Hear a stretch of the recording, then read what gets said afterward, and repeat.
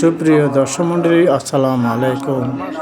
আপনারা দেখতে পাচ্ছেন ভিডিওতে পূর্ব বাকলিয়া 18 নম্বর ওয়ার্ড অফিস সংলগ্ন মসজিদে আয়সাতে সকাল 7:45 ঈদের জামাত অনুষ্ঠিত হয়। সেখানে আমরা সকাল সবাই নতুন পাঞ্জাবি, নতুন টুপি, সুরমা আতর দিয়ে সবাই ঈদগাহে চলে গিয়েছে। দেখুন, সবাই বসে বসে খতিব সাহেবের হৃদয়স্পর্শী বয়ান শুনছে। সেখানে খতিব সাহেব বিগত রমজান দিনে কী করেছি, কতটুকু ইবাদত বন্দী করেছি, সিয়াম সাধনা, ইফতার, তারাবির নামাজ এবং কিয়ামুল লাইল আল্লাহ তাআলার কাছে কতটুকু কবুল হয়েছে, না জানে কোন দিকে ভুল হয়েছে। সেই জন্য আল্লাহর কাছে মাপ চাইতে বলছে, ক্ষমা চাইতে বলছে। আজকের দিনে, ঈদের দিনে এবং পিতা মাতা আত্মীয় স্বজনের জন্য দোয়া করতে বলছে। এবং মুসলিম উম্মার জন্য আমরা সবাই হাত তুলে আখির মোনাজাত করছি। এবং বিগত রমজান মাস 30টি রোজা পালিত হয়েছে বাংলাদেশে। সেই জন্য মহান আল্লাহর দরবারে লাখ শুকরিয়া আদায় করছি। আলহামদুলিল্লাহ।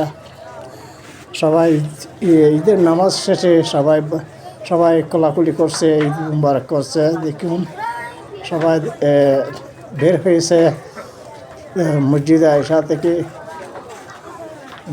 মসজিদে আয়সা প্রাঙ্গণে সবাইকে দেখা যাচ্ছে।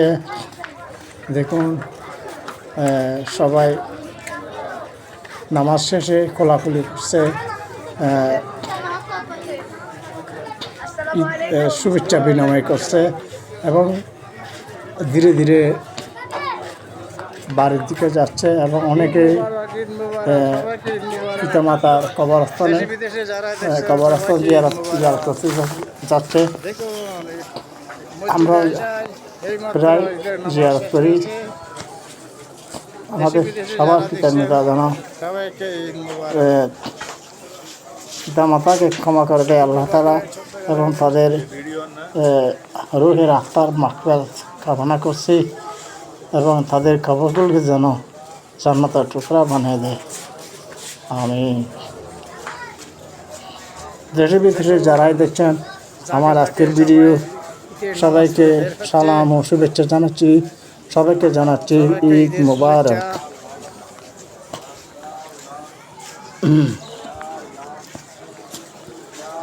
এই ভিডিওটি দেখার পর ভালো লাগলে লাইক, শেয়ার করবেন। আপনার কমেন্টে আপনার মতামত জানাবেন কেমন হয়েছে ভিডিওটি।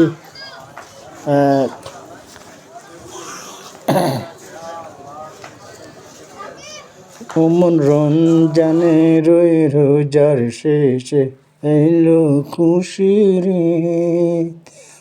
রমজানে রোজার শেষে এলো খুশির ঈদ। তুই আপনাকে আজ বিলিয়ে দিছুন আসমানে তাগে। রমজানে রোজার শেষে এলো খুশির ঈদ। ঈদ মুবারক।